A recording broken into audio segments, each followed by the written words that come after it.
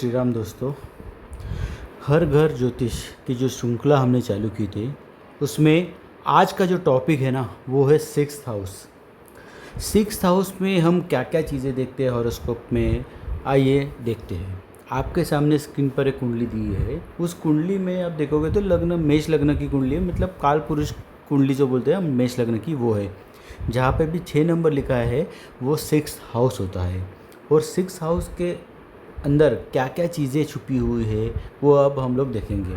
Six house से हम लोग क्या देखते हैं, सिक्स हाउस से आपका कर्जा देखते हैं, एनिमी सिक्स हाउस से देखते हैं, सेल्फ इम्प्रूवमेंट सिक्स हाउस से देखते हैं, आपका डेली रूटीन सिक्स हाउस से देखा जाता है, आपके साथ जो भी डिस्प्यूट्स होते हैं ना वो भी सिक्स हाउस से देखते हैं। सिक्स हाउस बहुत क्रिटिकल है। सिक्स हाउस में बहुत सारी ऐसी चीज़ें होती है जिससे आदमी को ना तकलीफ़ है। आप इवन सर्विस जो करते हो, सेवा जो देते हो, सर्विस करते हो, जॉब, वो भी सिक्स हाउस से देखते हैं। आपके सर्वेंट सिक्स हाउस से देखते हैं। उपजे भाव, जो उपजे का मतलब होता है जो समय के साथ ग्रो करे, उसे बोलते हैं उपजे हाउस। और कौन कौन से हाउसेस उपजे हाउस में आते हैं? तीसरा हाउस, छठा हाउस, 10वां हाउस, 11वां हाउस। वैसे टोटल ऐसे 3 कैटेगरीज है। एक है उपचय भाव, दूसरा आता है त्रिषड आय भाव, त्रिषड आय 3, 6, 11। थर्ड कैटेगरी आती है त्रिक भाव 6, 8, 12। तो ये तीनों जो कैटेगरी है उन तीनों कैटेगरी में सिक्स्थ हाउस जो है ना वो कॉमन है। सिक्स हाउस क्या इंडिकेट करता है? सिक्स हाउस आपके जॉब प्रोफाइल इंडिकेट करता है, सेवा है, सर्विस आप जो देंगे वो सिक्स हाउस से पता चलता है। कौन सी बीमारी आपको होगी वो सिक्स हाउस से देखा जाता है। किस कारण से आपके ऊपर लिटिगेशन होगा सिक्स हाउस बताएगा। किस कारण से आपको लोन लेना पड़ेगा वो भी सिक्स हाउस से पता चलता है। किस कारण से आपसे लोग शत्रुता करेंगे ये भी छठे भाव से पता चलता है। जो भी प्लैनेट सिक्स हाउस में जाएगा उसकी जब दशा चलेगी, और समझ लो कोई प्लैनेट सिक्स हाउस में है उसकी दशा भी है और 12वें घर में कोई प्लैनेट नहीं है, तो इस चीज़ का इंडिकेशन है कि आप रीलोकेट हो जाइए किसी और जगह पे, तो आपको अच्छा रिजल्ट मिलेगा। क्योंकि 6-12 का एक्सेस अभी यहाँ पे वाइब्रेट हुआ है ना, तो इस सिचुएशन में आप कहीं और रीलोकेट हो जाइए और आप आपकी सर्विस कीजिए। एग्जाम्पल के लिए एक कुंडली लेते हैं। समझ लो मकर लग्न की कुंडली है। मकर लग्न मतलब जहाँ पे भी हमें एक लिखा हुआ दिख रहा है आपके स्क्रीन पे, वहाँ पे समझ लो 10 नंबर लिखा है, उसको बोलते हैं मकर लग्न की कुंडली। जैसे जब आप पैदा हुए थे तब ईस्ट डायरेक्शन में मकर राशि थी। मकर लग्न की कुंडली है। लग्न के अंदर ही मून और सैटर्न है। थर्ड हाउस में जुपिटर है। सिक्स्थ हाउस में सूर्य, बुध, शुक्र, राहु है। एट्थ हाउस में मंगल है।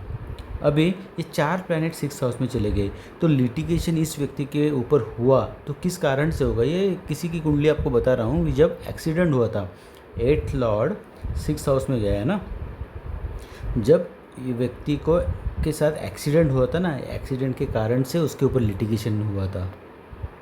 ये एक एग्जाम्पल है। अब आगे हम लोग देखते हैं कि जब कोई भी प्लैनेट सिक्स हाउस में चला जाता है तो आप कौन सी सर्विस में आपको जाना चाहिए। जो भी आप सर्विस करते हैं ना, तो कौन सी सर्विस आपको करनी चाहिए ये हमें पता चलेगा। समझ लो आपकी कुंडली में थर्ड लॉर्ड सिक्स हाउस में है, तो आप कौन सी सर्विस में जाना चाहिए? जहाँ पे ट्रैवलिंग इन्वॉल्व है, डॉक्यूमेंटेशन इन्वॉल्व है, ऐसी जगह पे आप जाइए। किसी का फोर्थ लॉर्ड सिक्स हाउस में तो प्रॉपर्टी रिलेटेड जो भी फर्म है ना उसके अंदर आप सर्विस कीजिए। किसी का फिफ्थ लॉर्ड सिक्स में है तो प्रोडक्ट डेवलपमेंट रिलेटेड चीज़ों में या फिर बच्चों से रिलेटेड जो भी चीज़ें हैं वहाँ पे आप सेवा दीजिए, सर्विस कीजिए। किसी का सेवन्थ लॉर्ड सिक्स में है तो रिटेल स्टोर्स होते हैं ना, वहाँ पे जाइए, वहाँ पे सर्विस कीजिए। एट्थ लॉर्ड सिक्स हाउस में तो एट्थ लॉर्ड का डोमेन तो बहुत ही बड़ा है। रिसर्च डेवलपमेंट में जाइए, टैक्सेशन की फर्म है वहाँ पे जाइए, प्रोडक्शन रिलेटेड कोई फर्म है वहाँ पे जाइए, LIC ऑफ इंडिया, जो मतलब डेथ रिलेटेड जो भी होता है ना, क्योंकि LIC वही देती है, इंश्योरेंस ही देती है ना, तो इंश्योरेंस 8th हाउस से देखा जाता है। इवन जो सर्जन होते हैं ना, सर्जन वगैरह, वो भी 8th हाउस से देखा जाता है। 9th लॉर्ड इन 6th हाउस, तो कोई भी ऐसी फर्म जो कंसल्टिंग रिलेटेड है, ट्रेनिंग रिलेटेड प्रोवाइड करती है, वहाँ पे जाके आप सर्विस कीजिए। 10th लॉर्ड अगर 6th हाउस में है तो administration related service. 11th Lord 6th house में है तो ये जो संस्थाएं होती है ना, कोई भी बड़ी बड़ी संस्थाएं होती है जहाँ पे क्या बोल सकते हैं, 11th हाउस जो होता है ना वो नेटवर्किंग का होता है, नेटवर्किंग रिलेटेड संस्था है, या कोई भी ऐसी संस्थाएं होती है, ट्रस्ट होती है, तो वहाँ पे जाके सर्विस दीजिए। 12th लॉर्ड 6th हाउस में है तो किसी MNC में, मार्केटिंग कंपनी में, फॉरेन में जाके सर्विस कीजिए, ये आपके लिए बेहतर होगा। अभी नेक्स्ट टॉपिक हम लोग देखते हैं कि जो लिटिगेशन होता है, लिटिगेशन जो भी रिलेटेड मैटर होता है वो कैसे होगा, किसके कारण आपको कोर्ट कचहरी करनी पड़ेगी, ओके, वो कैसे देखते हैं वो अब अभी देखते हैं। किसी का समझ लो 2nd लॉर्ड 6th हाउस में है तो फाइनेंस रिलेटेड लिटिगेशन हो सकता है, या कोई फैमिली मेम्बर ही आपके ऊपर केस कर दे। 2nd हाउस फैमिली का होता है ना। 3rd लॉर्ड अगर 6th हाउस में है तो डॉक्यूमेंट रिलेटेड चीज़ों के कारण लिटिगेशन हो सकता है। डॉक्यूमेंट में आपने कुछ अफरा तफरी की है, कोई भी गलत काम किया है तो आपको लिटिगेशन हो गया। किसी का 4th लॉर्ड 6th हाउस में है तो प्रॉपर्टी रिलेटेड प्रॉब्लम्स की वजह से लिटिगेशन हो जाता है। 5th लॉर्ड अगर 6th हाउस में ड्यू टू किड्स और अफेयर, किसी का अफेयर चल रहा है, अफेयर के कारण लिटिगेशन हो गया। किसी का 7th हाउस 6th हाउस में, 7th हाउस तो आपका मैरिज का होता है, तो बहुत बार यही देखा कि मैरिज के कारण से आपको लिटिगेशन फेस करना पड़ रहा है, या फिर बिजनेस पार्टनर भी 7th हाउस से देखते हैं तो बिजनेस पार्टनर के कारण आपको लिटिगेशन हो गया। किसी का 8th लॉर्ड 6th हाउस में है तो इनहेरिटेंस के कारण, इनहेरिटेंस से आपको बहुत पैसा कुछ मिल गया है उसके कारण लिटिगेशन हो गया, या फिर एक्सीडेंट के कारण। किसी का 9th हाउस 6th हाउस में है तो फादर के वजह से, गुरु के वजह से, धर्म के वजह से, क्योंकि रिलीजियस जो है ना, रिलीजन 9th हाउस से देखा जाता है, तो इनके वजह से आपको लिटिगेशन फेस करना पड़ सकता है। 10th लॉर्ड अगर 6th हाउस में है तो लिटिगेशन क्यों हो सकता है, गवर्नमेंट की वजह से, हायर अथॉरिटी की वजह से। 11th लॉर्ड 6th हाउस में है तो आपका सोशल सर्कल, आपके फ्रेंड के कारण आपको लिटिगेशन हो सकता है। किसी का 12th लॉर्ड 6th हाउस में है तो लिटिगेशन क्यों हो सकता है, हिडन एनिमीज़ के वजह से, क्योंकि 12th हाउस जो होता है वो हिडन एनिमीज़ का होता है। अब देखते हैं कि जो भी एनिमिटी होती है ना आपके साथ, जो भी कोई शत्रुत्व का भाव रखता है उसका सोर्स क्या है, शत्रुत्व का कारण क्या है। तो किसी का 2nd लॉर्ड अगर 6th हाउस में है तो हो सकता है आपके पास इतना पैसा है जिसके वजह से लोग आपको शत्रु बना रहे हैं, या फिर 2nd हाउस आपके वाणी का भी होता है, तो आपकी वाणी ऐसी है जिसके कारण आपसे लोग शत्रुत्व करते हैं, या फिर आपके फैमिली के कारण, क्योंकि 2nd हाउस फैमिली का भी है।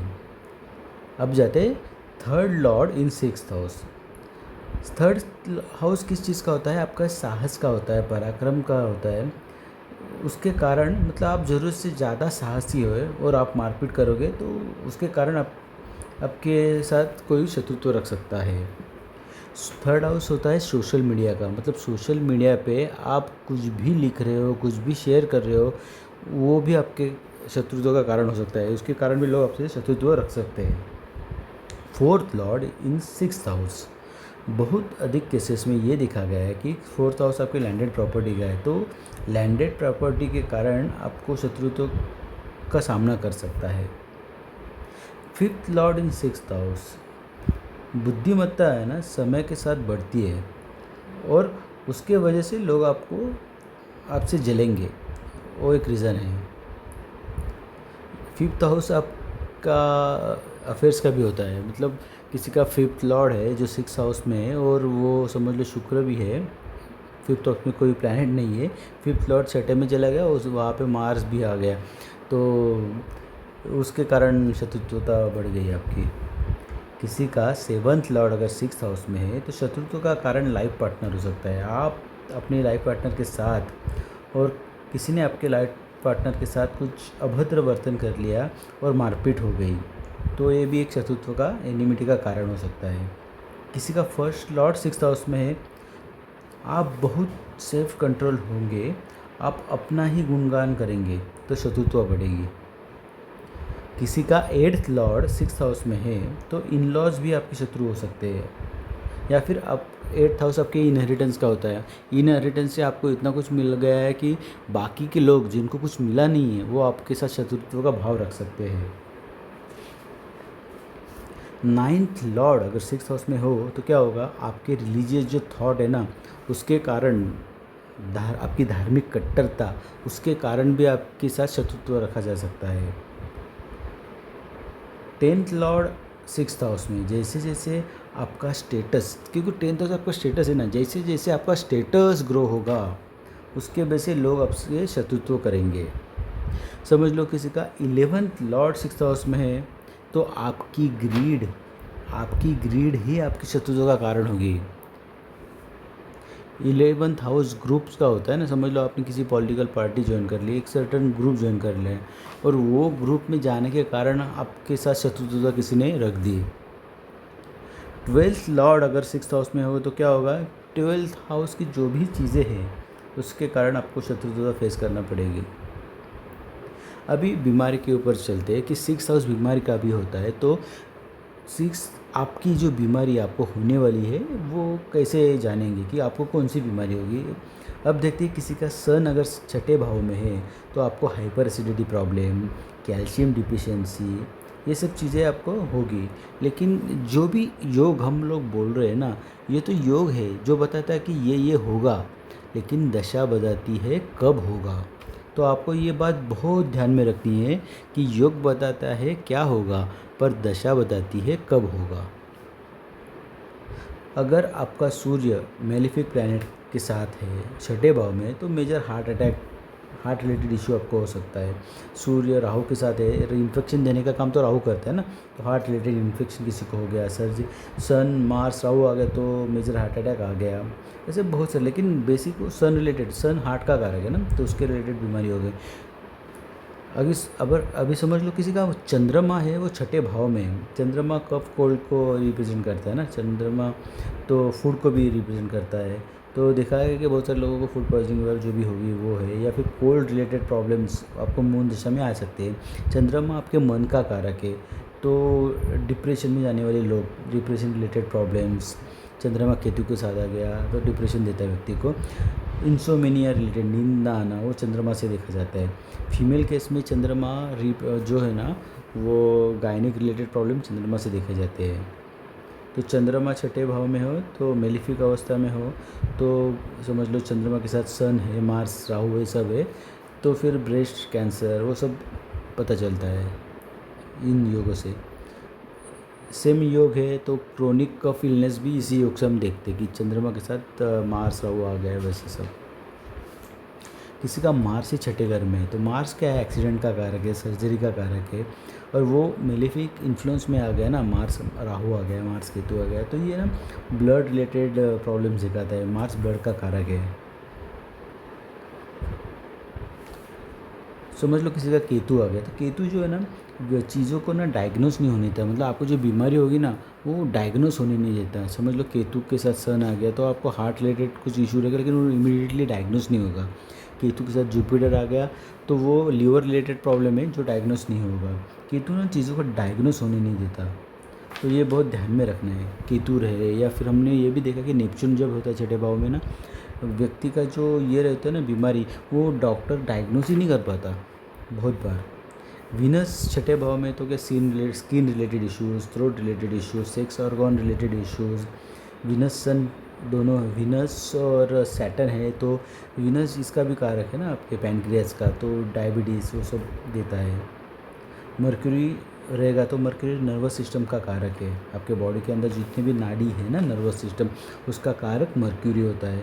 तो मर्क्यूरी अगर 6ठे भाव में हो तो आपको में स्किन डिसीज़ भी देता है, स्किन का कारक है इसलिए, और आपको नर्वस सिस्टम के इश्यूज़ भी देता है, नर्व दब जाना किसी की, वो उसके रिलेटेड काम अगर मेलिफिक इन्फ्लुएंस में हो तो। रेस्पिरेटरी इश्यूज़ भी मर्क्यूरी देता है। इवन मर्क्यूरी के साथ मार्स हो तो एपिलेप्सी इशू, मिर्गी का दौरा, ये सब मर्क्यूरी देता है। मर्क्यूरी वीनस रहेंगे तो skin related problem, mercury Mars है तो blood related problem, mercury Saturn है तो सैटर्न क्या होता है, वो जो बीमारी देगा ना, जितनी भी जॉइंट्स है ना वो सैटर्न रिप्रेजेंट करता है। तो बोन्स रिलेटेड प्रॉब्लम, आर्थराइटिस, वो सब मर्क्यूरी सैटर्न रहेगा तो मिलेगा आपको। जो भी हमने आज आपको बताया ना, बहुत सारी चीज़ आपको छठे भाव के रिलेटेड बताई, जिसमें लिटिगेशन है, आपको कौन सी सर्विस करनी है, क्या बीमारी आपको हो सकती है। तो 6th हाउस के बारे में बहुत सारी चीज़ आपको आज हमने शेयर की है। मैं आशा करता हूँ कि आपको ये वीडियो, जो भी मैंने ज्ञान दिया है, वो आपके काम में आए, और आप लाइक करें, सब्सक्राइब करें। जय श्री राम।